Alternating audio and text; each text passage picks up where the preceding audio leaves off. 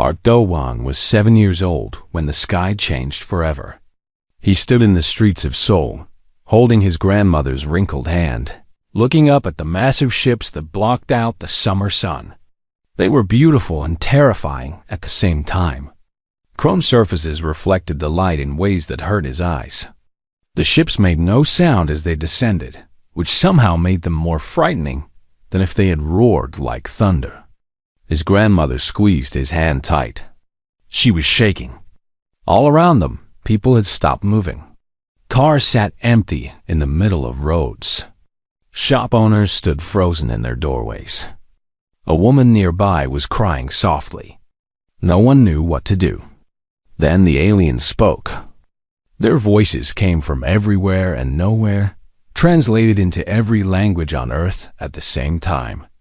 They called themselves the Veltari, and they came on behalf of something called the Galactic Council. They said words like protection and guidance and peace. But even at 7 years old, Do-won heard something else beneath those words. He heard the tone his teachers used when speaking to students they thought were stupid. He heard the voice of adults who had already made decisions and did not care what children thought. The aliens were not asking. They were telling. Earth accepted their terms. What else could humanity do? The Veltari ships were the size of mountains. Their technology was so advanced, it seemed like magic. When one government tried to launch missiles at a ship hovering over their capital, the missiles simply stopped in midair and fell to the ground like dead birds. The aliens did not even bother to respond. It was beneath them. That was the year 2087. The year humanity learned it was not alone in the universe. The year humanity learned it was small. 70 years passed. Do-won was now Admiral Park Do-won, commander of what the Galactic Council allowed Earth to call a defense force. In truth, it was barely more than a police fleet. 12 old ships with weapons that could not scratch the paint on a Veltari cruiser. His job was to patrol the edges of Earth's solar system and make sure no human ships tried to leave without council permission. It was a job designed to humiliate him, and he knew it. He sat in his command chair on the bridge of his flagship, watching the stars through the main view screen. Somewhere out there, dozens of alien species traveled freely between worlds. They traded, explored, built empires, fought wars, made discoveries. And humanity sat in its tiny corner of the galaxy, allowed to look but never to touch. His second in command, a young woman named Kang Mireille, approached with a datapad. She was 32 years old, brilliant, and wasted in this joke of a navy. "The monthly report from the council, sir," she said, handing him the pad. Do-won did not look at it. The reports were always the same. Earth had met its quotas for cultural exports.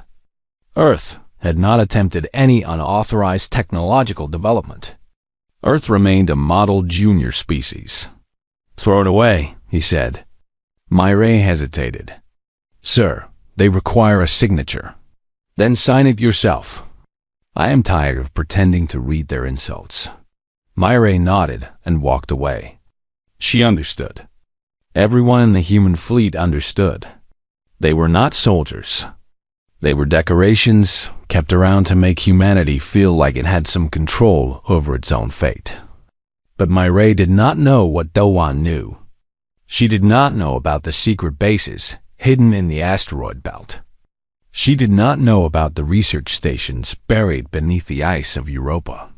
She did not know about the shipyards folded into dimensions the council sensors could not detect. Very few people knew. That was the point. On Earth, in the city of Geneva, Ambassador Yoon Ji-won prepared for another day of diplomatic meetings. She was 63 years old. With gray hair she kept short and practical, and eyes that had learned to hide every emotion behind a mask of pleasant neutrality. Her office was filled with alien gifts.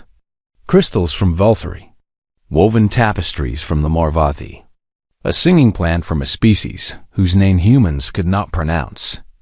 Each gift was beautiful. Each gift was worthless. They were the kind of things you gave to children to keep them quiet while adults did important work. Ji-won hated every single one of them. Her assistant knocked and entered. "Ambassador, your daughter is on the communication line." Ji-won allowed herself a small smile. Yoonji was the one bright spot in her life. 28 years old, working as a teacher on the Mars colony, full of the hope and energy that Ji-won had lost decades ago. She activated the screen on her desk. Her daughter's face appeared, round and cheerful, with her father's nose and her mother's stubborn chin. "Mom, I only have a few minutes, but I wanted to tell you the news. I have been selected for the cultural exchange program." Ji-won kept her smile fixed in place, but inside, her heart turned cold. "The exchange program? That is wonderful, dear. I know. I will get to visit a Veltri education center. Can you imagine? Actually seeing how they teach their young. Maybe I can bring back ideas to improve our own schools." Ji-won wanted to tell her daughter the truth. She wanted to explain that the exchange program was a propaganda tool, designed to make humans feel included while actually keeping them ignorant. The Veltri would show Yoonji exactly what they wanted her to see. They would fill her head with carefully selected information. They would send her home believing the council was wise and kind, and that humanity was lucky to have such generous masters. But Ji-won said none of this. She had learned long ago that some truths were too heavy for others to carry. "I am proud of you," she said instead. "Send me pictures." After Yoonji disconnected, Ji-won sat alone in her office for a long time. She looked at the alien gifts surrounding her. She thought about her daughter's excitement. She thought about 300 years of humans smiling and bowing and saying, "Thank you," for scraps. Her personal communicator buzzed. A message with no sender identification. When she opened it, there were only 3 words. Phase 3 complete. Ji-won closed her eyes. Somewhere in the darkness behind her eyelids, she could see the future taking shape. Ships that the council did not know existed. Weapons that broke the rules of what was supposed to be possible. An army of scientists and engineers and soldiers who had spent their entire lives preparing for a moment that might never come. 300 years of planning. 300 years of patience. 300 years of pretending to be weak while quietly becoming strong. It had started with her grandfather's generation, the ones who had watched those first ships descend and felt the shame of helplessness burn in their chests. They had made a choice that day. They would smile for the aliens. They would play the role of the obedient child. But in secret, in shadows, in places no one would ever think to look, they would prepare. Each generation passed the mission to the next. Each generation added to the hidden strength. Each generation kept a secret, even from their own families, even from their own children. Until now. Ji-won opened a locked drawer in her desk and removed a small data chip. On it was a single file, a speech she had written and rewritten 1,000 times over the past 10 years. A speech she hoped she would one day have the chance to deliver. She read the first line to herself, silently. "The human delegation respectfully declines." 5 simple words. But when the time came, they would change everything. Above her, in the night sky, she could not see through her office ceiling. Admiral Park Do-hwan watched the stars and waited for orders he had been waiting his entire life to receive. The galaxy thought it knew humanity. The galaxy was wrong. The message arrived on a Tuesday morning. Ji-won was eating breakfast when her secure communication device started flashing red. Red meant urgent. Red meant drop everything. Red meant the world was about to change. She read the message 3 times to make sure she understood it correctly. The Galactic Council had decided, in their infinite wisdom, that Earth was in the way. A new hyperspace travel lane needed to be built, and Earth's solar system sat directly in its path. The solution was simple. Humanity would be relocated to a preserve in the outer regions of the galaxy. The process would begin immediately. Resistance was not expected, but if it occurred, it would be dealt with appropriately. The message was written in the dry, formal language of bureaucracy. There were no threats. There were no apologies. The council was not asking for permission. They were issuing orders the way someone might order furniture to be moved from one room to another. Ji-won set down her teacup. Her hands were perfectly steady. She had been preparing for this moment for 40 years, ever since her mother had told her the truth about the secret her family carried. Now that the moment had finally arrived, she felt strangely calm.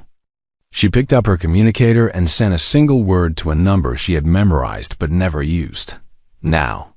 Across the solar system, that word spread like fire through dry grass. Admiral Park, the Hoon, received it on his bridge and immediately began issuing orders to ships that officially did not exist.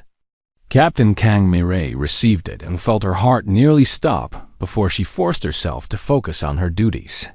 Thousands of men and women who had trained in secret for years received it and knew that their lives were about to change forever. 3 days later, Ji-won stood in the great chamber of Station Prime. The station orbited a dying star at the center of council space. It was where the 12 elder races met to decide the fate of the galaxy. It was beautiful and ancient, and filled with species that had traveled between stars when humans were still learning to make fire. Ji-won walked alone to the speaking platform at the center of the chamber. Protocol demanded that junior species arrive without escorts.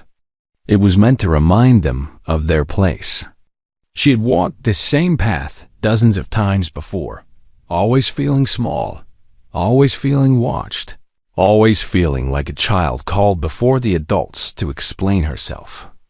Today felt different. The Valkyrie High Arbiter, a being made of living crystal named Thalvex, looked down at her from his elevated seat. His body glowed with soft purple light, which meant he was feeling amused. Jianwen learned to read Valkyrie emotional displays years ago. They were not as mysterious as they believed themselves to be. Ambassador Yoon, Thalvex said, his voice like music played on glass instruments. You have received the Council's decision regarding your species relocation. I have. And you are here to discuss the logistics of the transfer, yes? We have prepared facilities in the Outer Rim that will be suitable for your kind. The journey will take approximately 3 of your generations, but your descendants will find a comfortable home waiting for them. Ji-won looked at him. She looked at all of them. The Marvathi delegate, a creature like a giant snake covered in iridescent scales, coiled around her floating platform. The Telvanni representative, small and gray with enormous black eyes, hovering in a personal gravity field. The others, each stranger than the last, each looking at her with varying degrees of boredom or contempt. She thought about her daughter. She thought about the children in Yoonji's classroom, learning songs and playing games, unaware that powerful beings in a distant station had just decided to erase their future. She thought about 300 years of smiles and patience and planning. The human delegation, Ji-won said, her voice carrying clearly through the chamber, respectfully declines. The silence that followed was absolute. Thalvex's glow shifted from purple to yellow, indicating confusion. I do not understand. This is not a negotiation, Ambassador. This is a directive. Your species will be relocated. Your world will be cleared. These things will happen. No, Ji-won said. They will not. The Marvathi delegate made a sound like steam escaping from a broken pipe. In their language, it was laughter. Little human, what exactly do you plan to do about it? Throw rocks at our ships? You have no fleet. You have no weapons. You have nothing. Ji-won smiled. It was not the diplomatic smile she had worn for 40 years. It was something else entirely. Admiral Park, she said, seemingly to empty air. Please proceed with Phase 1. For one heartbeat, nothing happened. Then the entire station shook. Alarms began screaming in every language. Display screens around the chamber flickered to life, showing sensor readings that made no sense. The space around Station Prime, which had been empty moments before, was now filled with ships. Human ships. Thousands of them. Thalvex rose from his seat, his crystalline body turning a deep, alarmed red. This is impossible. Our sensors monitor your entire system. You have 12 patrol vessels. 12. We have 17,000 warships, Jiwan replied calmly. We have had them for quite some time. We simply chose not to show you. On the bridge of the UEN's Defiance, Admiral Park Do-won watched the chaos unfold through his tactical display. The Council's defense fleet was scrambling to respond, but they were not prepared. They had never needed to be prepared. No junior species had ever challenged them. No junior species had ever had the means to challenge them. Until now. All ships report ready, Maria announced from her station. Weapon systems active. Shields at full power. Do-hwan nodded slowly. 70 years of pretending to be powerless. 70 years of commanding garbage ships on meaningless patrols. 70 years of watching aliens look at him like he was an insect. It was over now. Today, the galaxy would learn what humanity truly was. Hold position, he ordered. Do not fire unless fired upon. Let them see us. Let them understand. Back in the chamber, the council delegates were shouting at each other. The carefully maintained dignity of the galaxy's ruling body had dissolved into panic and finger-pointing. Only the Talvani representative remained calm, watching Jiwan with those huge dark eyes. Thalvex finally regained enough composure to address her again. Ambassador, this is an act of war. If you do not stand down immediately, we will have no choice but to respond with overwhelming force. You are welcome to try, Jiwan said. But I suggest you look more carefully at those sensor readings first. The High Arbiter did. His color shifted through several shades that Jiwan had never seen before. She did not know what emotions they represented, but she could guess. These weapon signatures, he said slowly. They should not exist. Some of these technologies are theoretically impossible. Many things that seem impossible are actually just very difficult, Jiwan replied. Humanity has had 300 years to work on difficult problems. You gave us that time. You thought you were keeping us contained. Instead, you were giving us room to grow. The Morvathi delegate's laughter had stopped. Her scales had turned a pale, sickly color. How? She demanded. How could you possibly have developed such capabilities without our knowledge? Jiwan turned to face her directly. Because you never thought to look. You saw a primitive species, barely out of its cradle, and you assumed that was all we would ever be. You watched us trade our art for your scraps and thought we were grateful. You saw us smile at your insults and thought we were tame. She paused, letting her words sink in. You made the same mistake that every bully in human history has made. You thought that because we did not fight back, it meant we could not fight back.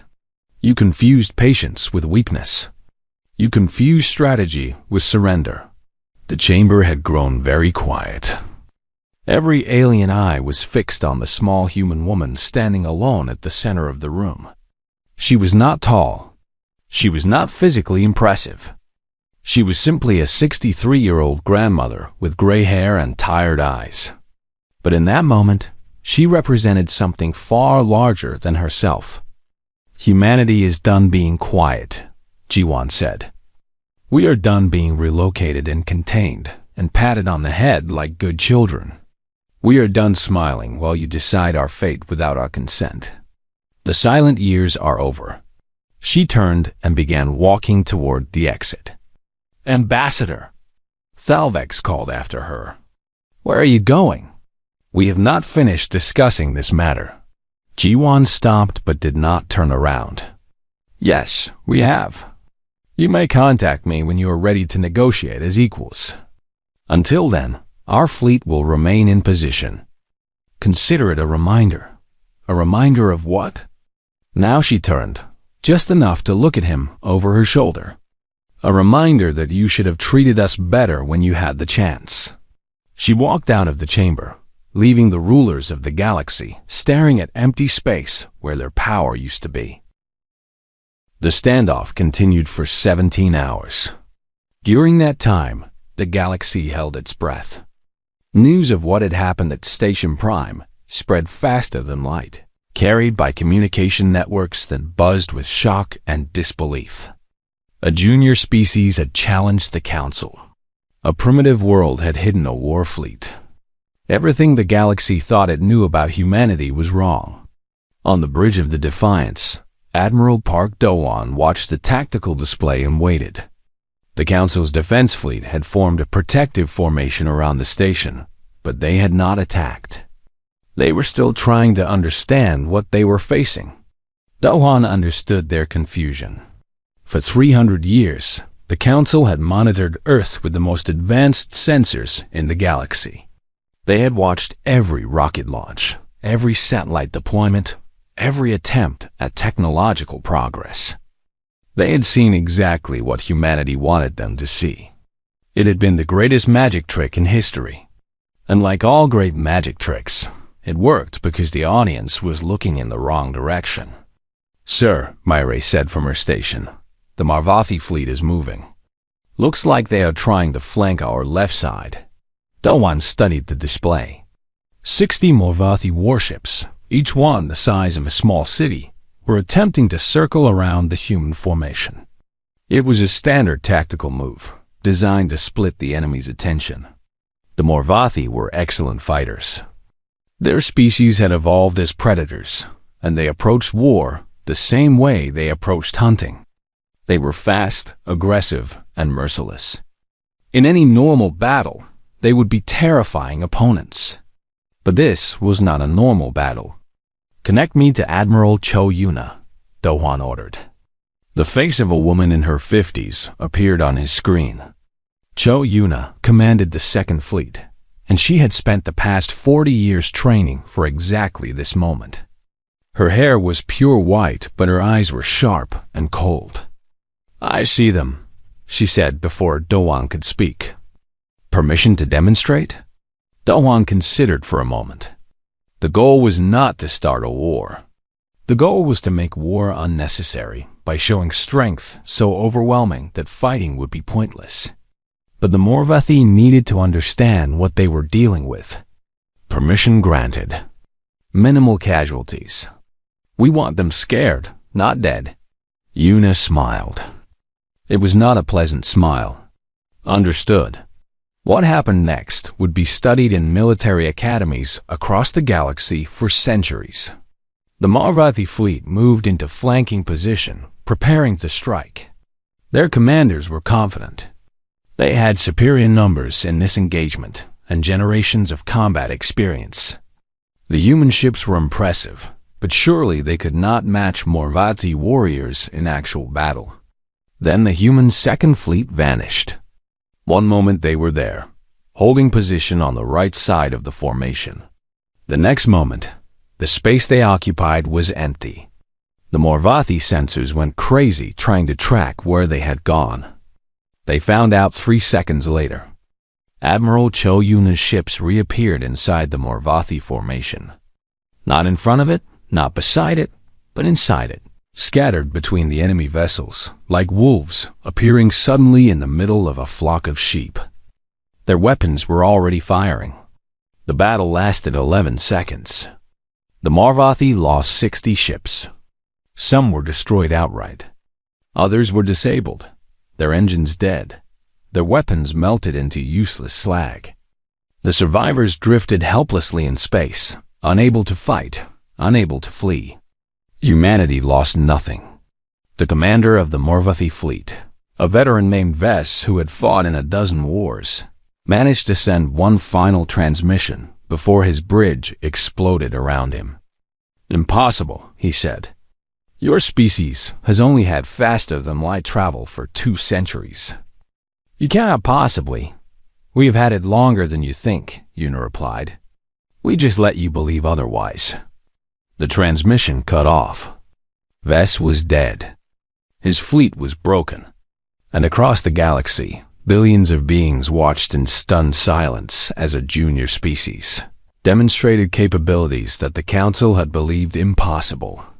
Back on Station Prime, Ji-won received news of the battle in her temporary quarters. She felt no joy at the destruction. Those had been living beings, each with their own lives and families and hopes. But she also felt no guilt. The Morvathi had attacked.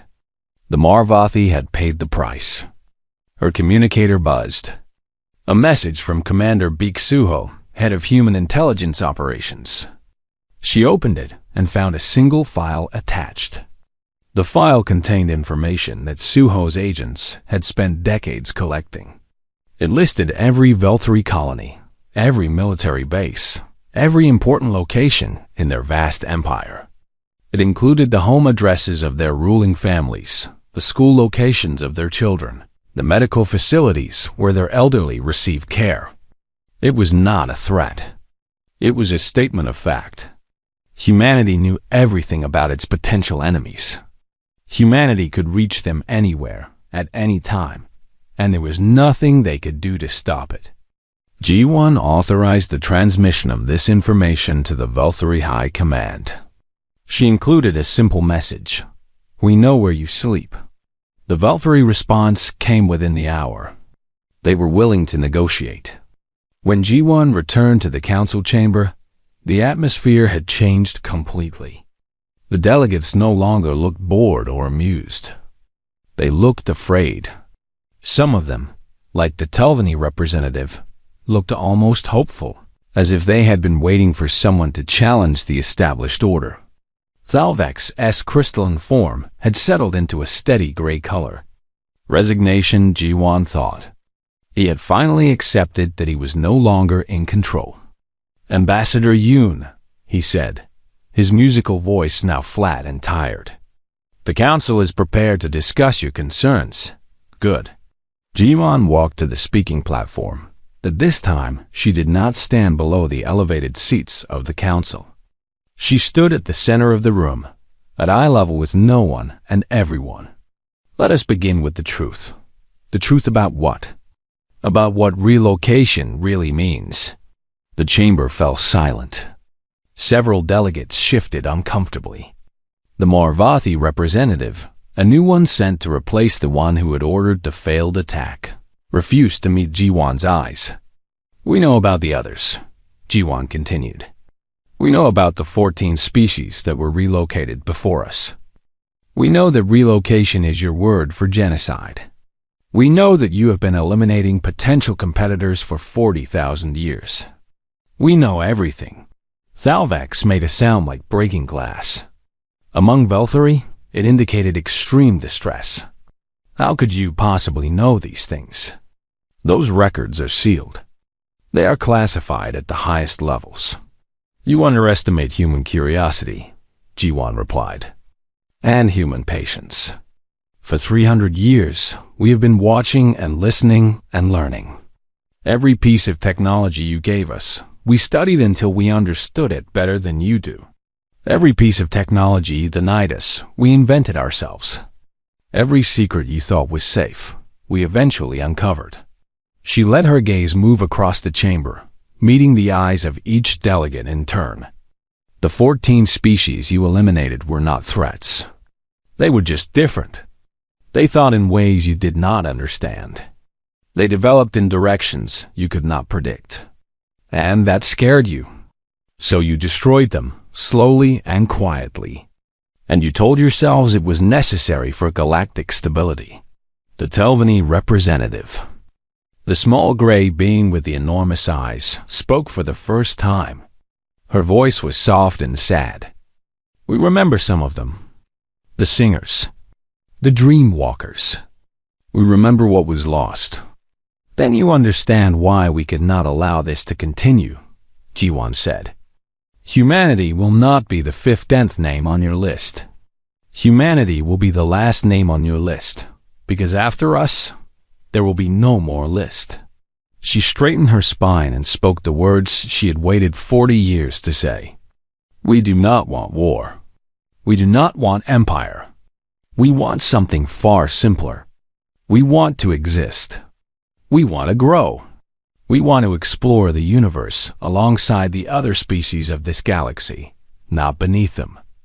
We want our children to see the stars without asking permission. She paused. Give us these things, and we can be allies. Deny us, and we will take them anyway. The choice is yours. Thalvex looked at her for a long moment. Then he did something no Velthari High Arbiter had ever done in the 40,000-year history of the Council. He bowed his head.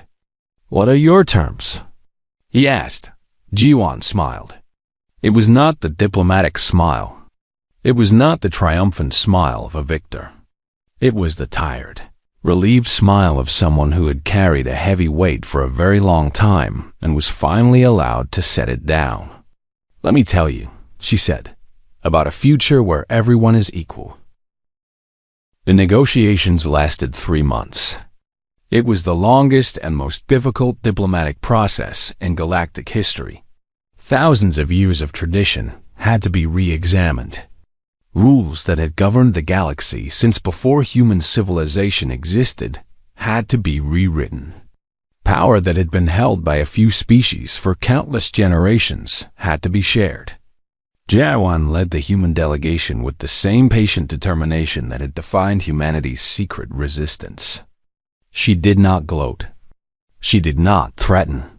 She simply stated what humanity wanted and refused to accept less. The first demand was simple: full membership in the Galactic Council. Not as a junior species with limited rights, but as an equal partner with full voting power. The elder races resisted at first, claiming that humanity was too young, too inexperienced, too primitive to participate in galactic governance. Jiwan's response was calm and devastating. You have been governing this galaxy for 40,000 years. In that time, you have eliminated 14 species, exploited hundreds of others, and built an empire based on fear and control. Perhaps it is time for some fresh perspectives. The demand was granted. The second demand was territorial. Earth wanted sovereignty over its own solar system and the surrounding space, an area that would give humanity room to grow without interference. The Council tried to negotiate a smaller territory, arguing that such a large claim was unprecedented for a single species. Admiral Park Dowan, who had joined the negotiations as military advisor, simply pulled up a star map showing the current territorial holdings of each elder race. The Velthari alone controlled more than 1,000 star systems. The Morvathi held 800. Even the smallest elder race possessed dozens of worlds. We are asking for one system and the empty space around it, Dowan said. This is not greed. This is survival. The demand was granted, but it was the third demand that truly changed things. We want access to the sealed archives, Jiwan announced on the 14th day of negotiations. All of them. Every record of every species that was relocated. Every document relating to the true history of this council. The chamber erupted. Delegates shouted over each other. The Velthari representative's crystalline form cycled through colors so rapidly that Jiwan worried he might shatter. The Morvathi hissed threats that their translation devices barely managed to soften. Only the Telvanni remained calm.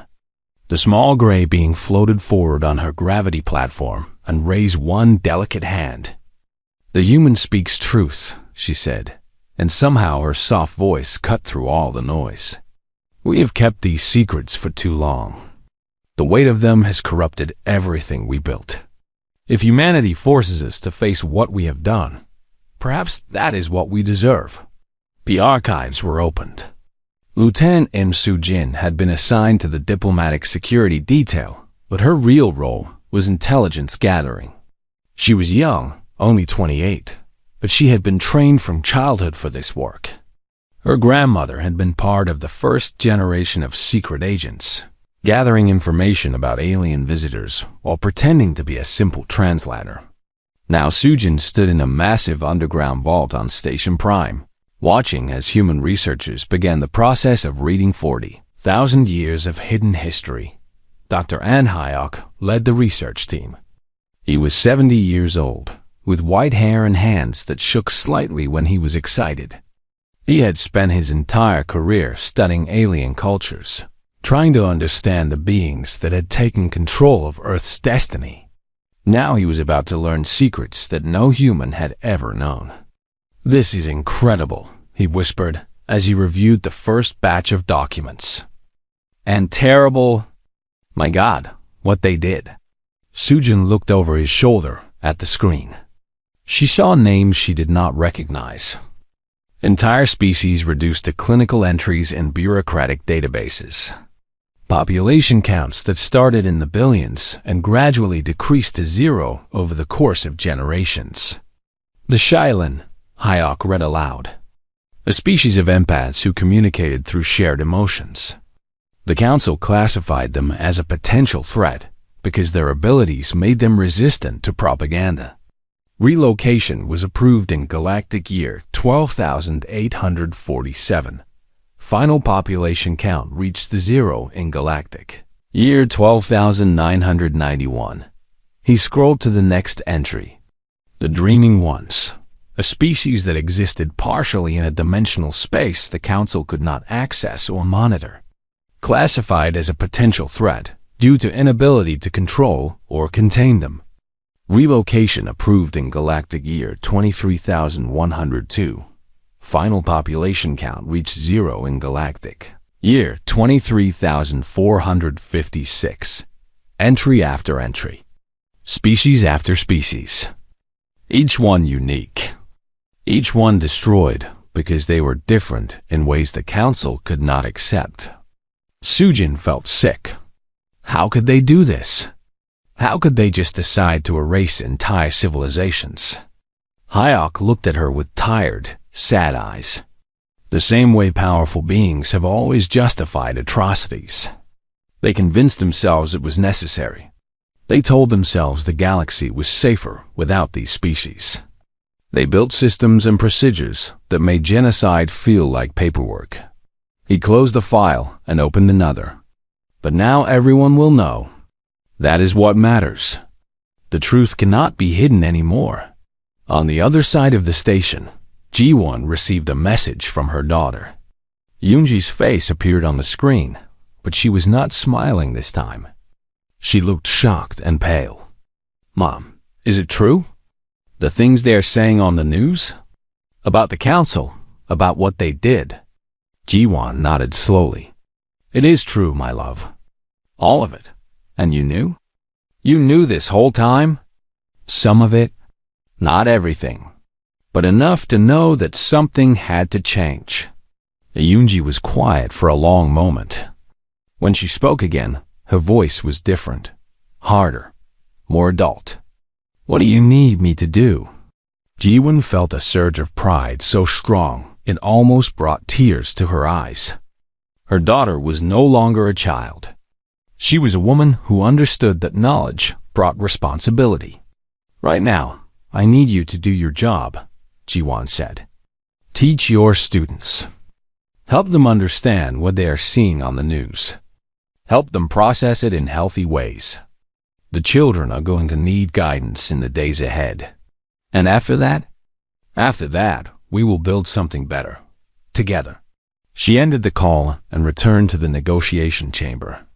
The council delegates were waiting, their postures defeated, their resistance broken. The release of the archives had done what no fleet of warships could have done alone. It had destroyed their moral authority. It had exposed them not as wise rulers, but as criminals on a galactic scale. Dalvak spoke first. "Ambassador Yoon, we have reviewed your remaining demands. We find them acceptable, However, we must ask what happens now. What does humanity intend to do with the power it has claimed? It was a fair question. Throughout history, those who overthrew tyrants often became tyrants themselves. The Council had every reason to fear that humanity would use its newfound strength to dominate rather than liberate. Ji-won considered her answer carefully. She thought about the generations of humans who had sacrificed everything to reach this moment. She thought about the 14 species who had been erased from existence. She thought about her daughter and all the children like her who deserved a future that was not defined by fear. "We intend to share it," she said finally. "Not just with the elder races, but with everyone. Every species that has been pushed to the margins.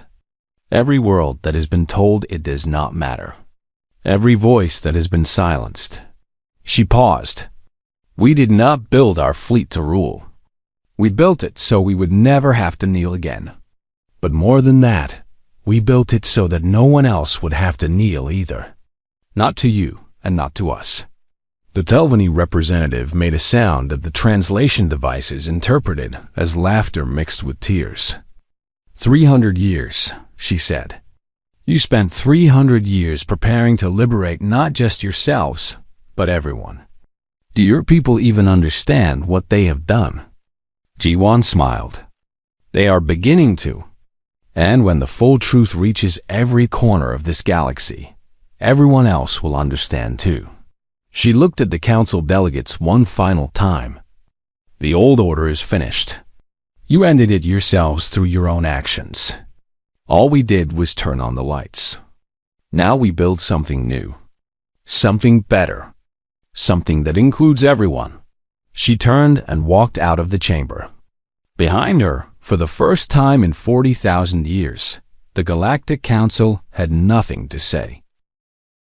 The galaxy changed faster than anyone expected. Within 1 month of the revelations, 17 species declared independence from Council authority. Some were small races that had been ignored for centuries. Others were larger civilizations that had been too afraid to challenge the established order. Now, with the Council weakened and humanity standing as proof that resistance was possible, they found their courage. The Veltari Empire did not survive the scandal. For 40,000 years, they had presented themselves as wise and benevolent leaders. The truth revealed them as murderers. Their unity shattered as different factions blamed each other for the crimes of the past. Civil war erupted on a dozen worlds. The crystal spires that had symbolized Velthra civilization began to crack and fall. The Morvathi faced similar troubles. 3 of their core worlds rose up in revolution, led by younger generations who refused to accept the guilt of their ancestors.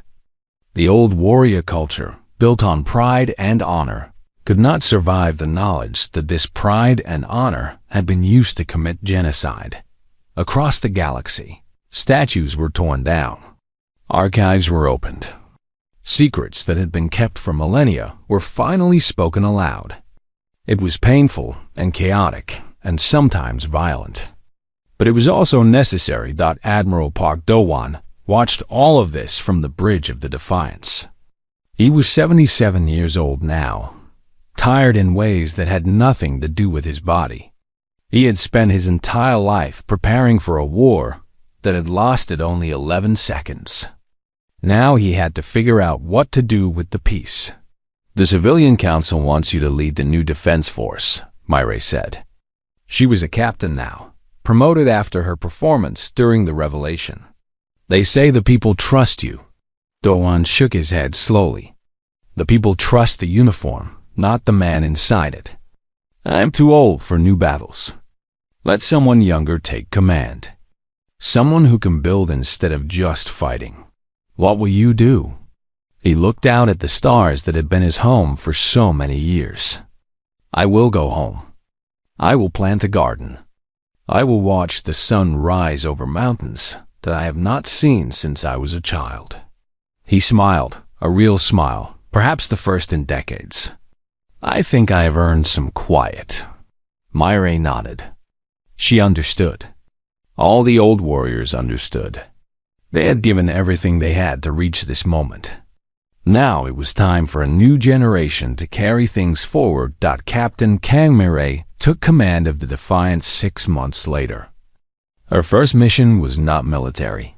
She led a fleet of exploration vessels into uncharted space, beyond the boundaries that the Council had forbidden humanity from crossing.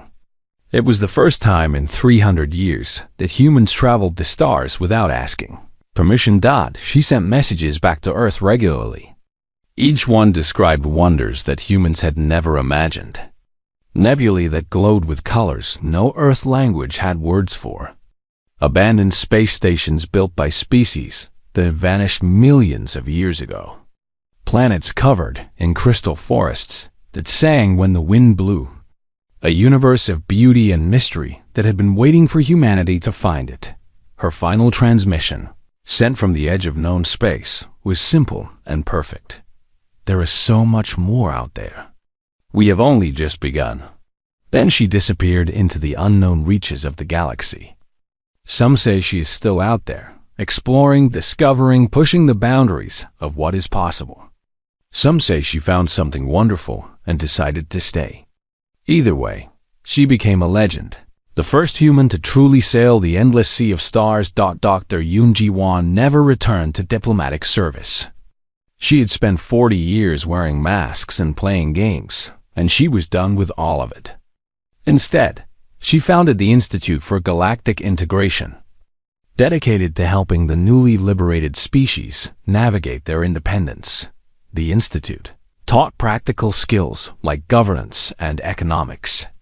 But more importantly, it taught hope. It showed species who had been oppressed for generations that they could build their own futures.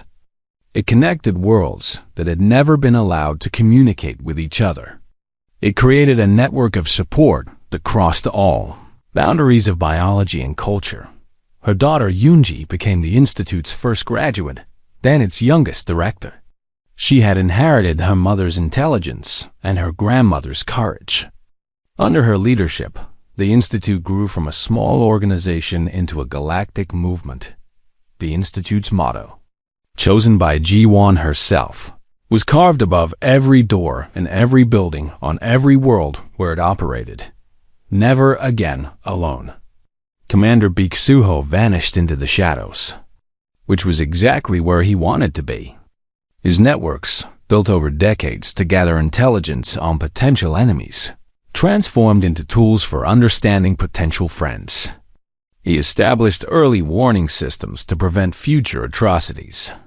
He created channels for species to share grievances peacefully before they became violent. He did the quiet, invisible work that kept the new order stable. No one ever gave him credit. No one ever knew his name. That was how he preferred it. Admiral Cho Yuna became the first human to sit on the reformed Galactic Assembly, the organization that replaced the old council. The assembly operated on different principles.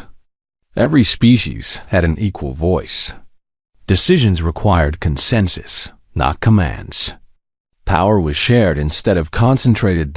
When reporters asked her why humanity had chosen cooperation over conquest, despite having the strength to dominate the galaxy, Yuna gave an answer that would be remembered for centuries. Power without purpose is just violence, she said. We did not build our fleet to rule. We built it so we would never have to kneel again. There's a difference between strength and cruelty. There's a difference between protecting yourself and destroying others. Humanity learned this lesson the hard way, through thousands of years of our own wars and mistakes. We do not want to repeat those mistakes on a galactic scale. She paused, her white hair gleaming under the studio lights, her cold eyes softening just slightly. We want to be good neighbors. That is all. Just good neighbors in a very large neighborhood. Dr. An Hyuk spent his remaining years documenting humanity's hidden history. He interviewed thousands of people who had participated in the 3 centuries of secret preparation. He collected their stories, their sacrifices, their hopes and fears. He wrote it all down so that future generations would understand what had been done and why. His final book, titled The Long Game, How Humanity Won by Refusing to Play, became required reading on 1,000 worlds. It was translated into more languages than any other book in history. It taught the galaxy that patience and determination could overcome any obstacle, that the powerful were never as strong as they believed, and that even the smallest species could change everything if they refused to give up. Earth itself transformed. The secret bunkers hidden beneath mountains and oceans were opened and turned into museums. Visitors from across the galaxy came to see the places where humans had built their impossible fleet. They walked through underground factories where ships had been constructed in dimensional pockets that sensors could not detect. They watched historical recordings of scientists and engineers working in total secrecy, knowing they would never live to see the fruits of their labor. The underwater research stations surfaced. The asteroid bases revealed themselves. For the first time in 300 years, humanity had nothing to hide. On the anniversary of what everyone now called the Revelation, a memorial was unveiled in Geneva.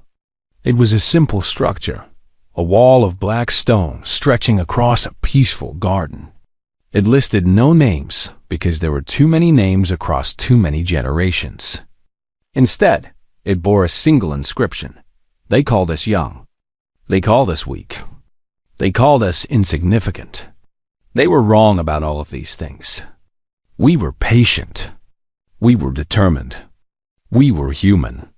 And we said, enough. People from every species in the galaxy came to see the memorial. They stood before the black wall and read those words and understood something important. Humanity had not won through superior weapons or brilliant tactics. Humanity had won because they refused to accept that their fate was someone else's decision to make. In the years that followed, historians and philosophers would debate how humanity had achieved the impossible. They developed theories about human psychology, about the evolutionary pressures that had shaped the species, about the cultural factors that allowed them to maintain secrets across 300 years and dozens of generations. But the answer was simpler than any theory suggested. Humanity had remembered something the elder races had forgotten. The universe does not belong to the powerful. It does not belong to the old or the established or the traditional. The universe belongs to those willing to fight for their place in it. And humanity had been willing to fight for 300 years, in silence and shadow, until the moment came to step into the light. Now they stood in that light, surrounded by allies they had helped free, facing a future they had earned through patience and sacrifice. The stars that had once seemed so distant were now within reach. The galaxy that had once seemed so hostile was now full of possibilities. The silent years were over. The new dawn had begun. And somewhere out beyond the edge of explored space, Captain Kang Murray sailed on through the endless dark, carrying the spirit of humanity into the unknown. Proving with every light year she traveled that no force in the universe could contain a species that refused to be contained. The galaxy had learned an important lesson. Never underestimate humanity.